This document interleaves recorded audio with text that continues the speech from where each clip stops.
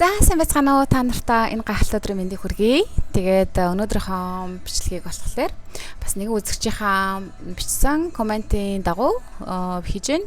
Тэр асуулт юу байсан бэ? Хүсэлт юу байсан бэ гэвэл яаж өөрөө өөртөө холбогдох вэ гэсэн маш чухал асуултыг тавьсан үзэгчтэй бас энэ өдрийн мэндийг хүргэе. Тэгээд энэ бол маш чухал асуулт, маш чухал зүйл. Хүн болгон бол энэ талаар бодож өөрөө өөртөө холбогдох гэж хичээх хэрэгтэй. Ялангуяа энэ цаг үед бол тэгээд хүмүүс маш олон хүмүүс одоо ойлгохгүй байгаа ч магадгүй л дээ. Одоо энэ цаг үед ингээд маш олон хүмүүс маш олон асуудлуудаар дүүрэн байгаа. Дийлэнх хүмүүсүүд бол яагаад гэвэл өөрөө өөртөө ажиллах сонирхолгүй, тийм ээ, өөрийгөө хөгжүүлэхгүй, өөрийгөө ойлгохыг хүсэхгүй байгаа хүмүүсүүд бол бүр ингээд сэтгэлийн тайван биш байдалтай, стресс ихтэй ингээд бүр амьдралд айгу төөрсөн мэдрэмжүүдээр дүүрэн утга учиргүй, амьдрал нь айгу утга учиргүй байгаа санагдж байгаа хүмүүсүүд маш их байгаа одоо. Яагаад гэвэл одоо сүнс нь ингээд цаанаас нь ингээд өөрөөр ажиллаач, өөртөө холбогдооч гэсэн тохиолнуудыг энэ мэдрэмжүүдээр өгж байгаа гэсэн үг. Тэгэд хэрвээ та маш их ийм мэдрэмжүүдээр дүүрэн байгаа бол таны сүнс чинь ингээд өөртөө ч холбогдох гээд байна, тийм ээ. Ингээд сэтгэлийн чинь тайван бус байлгаж одоо энэ өөрөө чинь комфорт зоноос гарах гээд байгаа гэсэн үг. Тэгээд одоо маш олон хүмүүс стресс, депрессийн байдалд орсон байгаа шүү дээ, тий. Тэгээд амьдралаа өдөр хоногуд айгу утга учиргүй өнгөрөөдөг, тийм ээ. Тэгээд тэр чинээгээр ингээд хоосон байдлыг маш их мэдэрдэг. Тэгээд энэ зүйлүүд болвол ингээд бидний дээд биеэс холбогдож байгаа тохиолнууд байгаа гэсэн үг. За тийм болохоор өөрөө өөртөө холбогдох нь бол бидний энэ амьдралын хамгийн чухал зорилго. Амжилт, эд баялаг юу бүх зүйлүүдээс чинь хамгийн чухал зүйл байгаа даа. Тийм болохоор өөртөө холбогдох энэ цаг хугацаа, боломж, бололцоог өөртөө олгож явах хэрэгтэй. Тэгээд хэрвээ та маш завгүй явдаг ажилтай хүн бол бүрийн цагийг илүү их гаргаж өгөх хэрэгтэй гэсэн үг. Энд чинь бодоод бидний амьдралын хамгийн чухал цаг мөч өөртөө холбогдох. За яаж өөртөө холбогдох вэ гэвэл олон аргууд байгаа.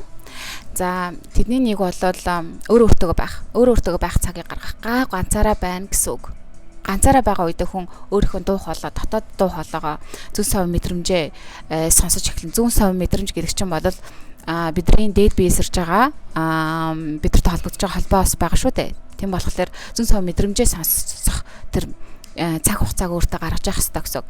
Тэгээ энийг ингээд хүн айгүйх ингээд өөртөө дасгал хийгээд ингээд сайжруулахаар угаасаа ингээд хүн мэдрэмжээ айгүй ингээд мэдэрдэг болчдөг байгаа. Өөрийнхөө дээд биенийхээ хоолойг мэдэрдэг болчихно. За энийг болохгүй байна. Би энийг энэ зүйлийг хийж болохгүй байна. Энэ зүйл бол надад биш юм байна гэдэг ойлголтыг бол хүн авчдаг, ойлгодог болчдөг байгаа. Тийм болохоор та тэр мэдрэмжийг хараахан өөртөө суулгаж чадаагүй, амжаагүй байгаа бол энэ чадварыг өөртөө заавал суулгах хэрэгтэй байгаа. Тэгжээж таны амьдрал утга учиртай болно, аз жаргалтай болно, эрүүл их хайраар дүүрэн, амжилт бүтээлээр дүүрэн болж эхлэх болохоор өөртөө холбогдох цаг мөчийг өдөр болгон гарга. За. Тэгээ өөртөө холбогдохын тулд хүн өөртөө гав ганцаараа байх хэрэгтэй байна. Тэгээд ганцаараа байхдаа юу их вэ? Хүн өөртөө одоо reflection одоо тийм ээ contemplation хийх хэрэгтэй болж байгаа. За тэгээд өөрийнхөө дур сонирхол одоо тийм ээ юу их дуртай байлээ, тийм ээ. Би чи юу хийж бүтээх гэж энд ирсэн бэлээ гэдэг энэ чухал асуултуудаа өөртөө тавиад хариултыг нь олох гэж хичээх хэрэгтэй. Тэгээ угаасаа таны зүүн сав мэдрэмж чинь бол энэ асуултууд чинь хариултыг өгөх болно. За тэгээд өөртөө холбогдох бас дараагийн гоё арга болол бичих байгаа. Ялангуяа хүн ингээд гоё нөгөө медитейшны дуунуудыг тавиад юм уу, тийм ээ. Тэгээд асгүй бол нөгөө классик хөгжмүүдийг сонсох юм бол одоо бидний сувг онгойж эхэлдэг байгаа. Тэнгүүд бидний нөгөө автоматар бичих одоо үе процессууд эхэлдэг гэсэн үг. Тэгээ тийм болохоор ингээд хүн гоё тайван дуу тавиад тэгээд бичиж эхлэх юм бол өөрийнхөө дотоод ертөнц болох дээд битэйгээ танилцаж эхэлдэг байгаа. Тэгээ юу ч бодохгүйгээр юу ч төлөвлөхгүйгээр зүгээр л бич. Юу толгой дотор ч орж ирж байна, тийм ээ. Тэр бүгдийгээ бич. бичсэний дараа сүүлд нь өөрөө унш. Маш өөрийгөө таних гоё энэ гоё арга байгаа. Би бас өөрөө Poshil дээр ном гаргасан. Тэгээд номоо болохоор би яг энэ өөр dimension руу одоо өөрийнхөө сувгаар одоо миний сувгаар бол тэр миний ном бол бүтсэн байгаа. Би ерөөсөө logic mind-а ер нь ашиглаагүй, ego mind-а ашиглаагүй. Зүгээр яг цэвэр энэ одоо хагас транст орж байгаад номоо бичсэн байгаа. Тийм болохоор бидний яг ингээд logic mind-а унтраах үед бидний сувг нээгдэж бид нар дээд битгээ холбогдох сувгууд нээгддэг байгаа. Тэгээ тийм болохоор бодлоо хамгийн их гол нь унтраах юм бол бидний дээд битгээ холбогдох боломжууд нээгддэг. Тэгээ тийм болохоор бодолтойгоо ажиллах хэрэгтэй. Яагаад бясалгал сүүлийн үед модонд ороод байгаа вэ гэх юм бол хүмүүсөө дээд битгээ холбогдож те илүү их одоо креатив болох гээд тийм ээ илүү их бүтээлч болох гээд илүү их эрүүл болох гээд аз жаргалтай болох гээд өөрийнхөө явах ёстой замыг ойлгохын тулд нээхийн тулд дээд битгээ холбогдох хамгийн чухал гол арга бол бас бясалгал байгаад байгаа болохоор хүмүүс одоо сүүлийн үед бясалгал гэдэг зүйл рүү их ороод байгаа. За тэгээд маш өндөр амжилтанд хүрсэн тийм ээ. Үнэхээр ингээд аз жаргалтай байгаа хүмүүсүүдийн түүхийг сонирхох юм бол одоо маш их бизнесмен юм уу тийм ээ одоо артистууд бол бясалгал хийдэг болцсон. Тэгээд яа бясалгал хийх гээд байна гэвэл өөрийнхөө дуу хоолойг сонсох гээд өөрийнхөө тэр guidance-ийг сонсох гээд байгаа аахгүй юу одоо тэр дотоод хүнээсээ тийм ээ. Тэгээд тийм болохоор бясалгал хийж хүн өөртөө холбогддог байгаа. За бясалгалыг бол бас маш олон төрлийн байдаг. Ганц заавал ингээд ууланд очиод суух биш тийм ээ. Хөө яг энэ цаг мөчтөө энэ газараа байхад л бясалгалд орж ийн гэсэн үг ер нь бол. За тэгээд тийм болохоор бодлоо унтраагаад өөрийгөө тайвшруулаад маш их уг нь бол хүн тайван байх хэрэгтэй. Тэгээд маш их амарцсан байх хэрэгтэй. Би чинь амарцсан байгаа үед бол дээд битэйг холбогдоход бол маш амар болж өгдөг байгаа. Тэгээд би амарсан байгаа бол стресс багасч өгдөг байгаа. Депрессийн талаар бол мартаж штэ хүн. Тэгээд би энэ илааршиж эрүүл болж эхэлнэ. За би эрүүл болсон байгаа үед бол хүн дээд битэйгээ холбоход бүр илүү болж өгдөг байгаа. Тэгээд тийм болохоор би өмнөх бичлэг дээр хийсэн байгаа. Яаж бодолтойгоо ажиллах уу гэсэн тэр бичлгүүдийг сонсоод тэр аргуудыг хэрэглэх юм бол хүн дээд битэйгээ холбогдоход илүү их амар болж өгдөг байгаа. За тэгээ хүн ингээд бодлоо унтраагаад тайвшруулчихсан байгаа үед ингээд гів гинт гой бодлоод хаанаас ч юм орж ирдэг. Ингээд inspiring бодлоод орж ирдэг. Яаж хүн ингээд гой өдөөгдөд гой юмнуудыг хийж бүтээмээр гой санаанууд орж ирдэг. Тэгээ тийм болохоор хүн өөртөө холбогдох бол маш чухал зүйл байгаа. Тэгээ тийм болохоор өмнөх би бичлгүүдээр хийсэн байгаа. Тэр бичлгүүдийг сонсоод өөртөө холбогдоод тэгээд өөрөөр ажиллаад ирээрээ эхлээрээ. За тэгээд бас нэг хамгийн гоё чухал аргыг та нартайгаа өнөөдрийнхөө бас бичлэгээр хуваалцъя. Та өнөхөр өөртөө холбогдмоор байгаа бол маш чимээг орчинд байх ёстой. Тэгээд өөртөө гав ганцаараа байх ёстой. За тэгээд тэр үедээ байгальтай ойрхон байвал бүр бас илүү чухал. За тэгээд хүн өдрийн өглөөний 3 цагаас 5 цагийн үед бол энерги бол маш цэвэр байдаг үе байгаа. Тэр үед яг бүх хүмүүс унтаж амарч байдаг тийм ээ. Тэгээд тэр манай дэлхийн одоо гоц одоо тэр нөгөө уран бүтээлчд тийм ээ. Нөгөө science-тай ажилладаг тийм ээ. Одоо нөгөө гол нь одоо нөгөө нээлтүүдээ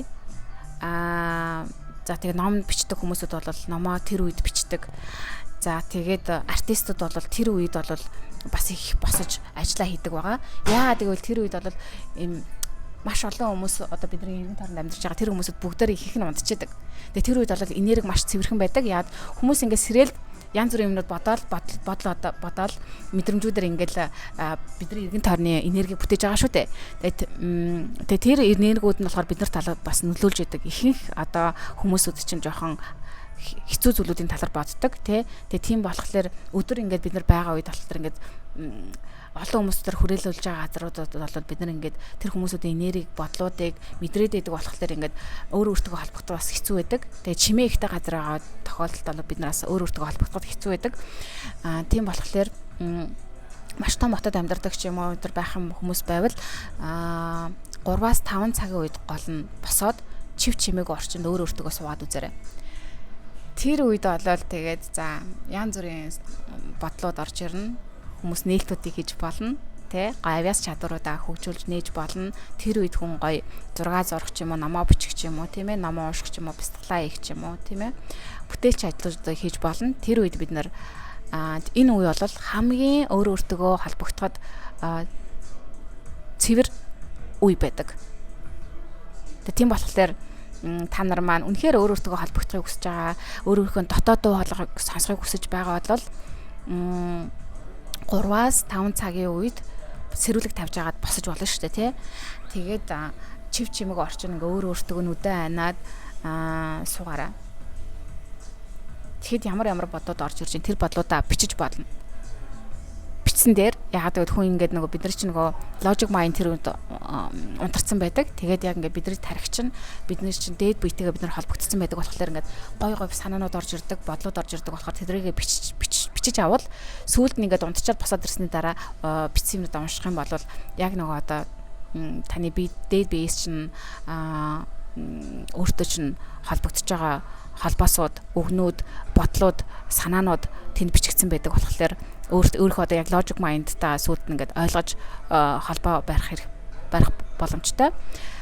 Бид нар яагаад гэвэл тэр үед өөр dimension дэж байдаг. Одоо өөр ертөнцид өөр хэмжээст байж байгаа болохоор яг нөгөө нэг 19-8 цагийн үед ингээд босглоорой тийм ээ. Бидний logic mind шууд ажиллаад эхэлдэг болохоор шууд өөр одоо 3D ертөнцид рүү орж ирж байгаа болохоор өөр dimension-ийн юмнуудыг мартчихдаг гэсэн үг байна. Хэмжээсийн хам бодлуудыг, санаануудыг. Тийм болохоор энэ цаг үедээ та нар маань босоод өөр өөртөө холбогдоод амьдралаа гайхалтайгаар сайхан өөрчлөөрэй. Тэгээд өөр өөртөө яаж холбогдох вэ гэж асаа өөрийнхөө нэг дуу хоолойг өмнө нь ингээд үл тоогоод тийм ээ зүүн савангаас сонсохгүй явсараад унтраацсан хүмүүсүүд байх юм бол өөрөөсөө эхлээд уушлахгүй тэгээд сүнсэндээ өөр өөртөө холбогдох хүсэлтэй байгаагаа хэл яаж илэрхийлэх гэх юм бол зүгээр л бодолтой хэлчихэд хангалттай. Тэгэх юм бол таны дээд бие чинь бол дуртай тантай холбогдож эхлэх болно. Тэгээд тэр холбогдох цаг мөчийг л өөртөө гаргах нь хамгийн чухал байгаа шүү. Тэгээд өөрийгөө хайрлах хэрэгтэй, хүндлэх хэрэгтэй. Тэгээд зүүн савнгийнхаа дуу хоолойг сонсох хэрэгтэй, тэрний дагуу амьдрах хэрэгтэй. Тэгэх юм бол таны зүүн савн чинь бүр илүү хүчтэй болж таны дээд бие чинь өөртөө чинь маш илүү хүчрэхээр гой холбогдож эхлэх болно. Тэгээд тийм болохоор яаж одоо дээд биетэйгээ холбогдох энэ төр айгүй хэцүү зүйл энэ төр бол уг нь биш. За тэгээ энэ техникүүдийг ашиглаад өөрийнхөө амьдралыг гайхалтай сайхан болгож өөрчлөөрэй. Яагаад гэвэл таны сүнс чинь таны хамгийн аз жаргалтай сайн сайхан газар руу хүргэх ганц хөтлөгч чинь байгаа шүү. Хөтөч чинь байгаа шүү. Тэгэд бүгд нь амжилт хүсье. Дараагийн хамжлагаар уулзъя.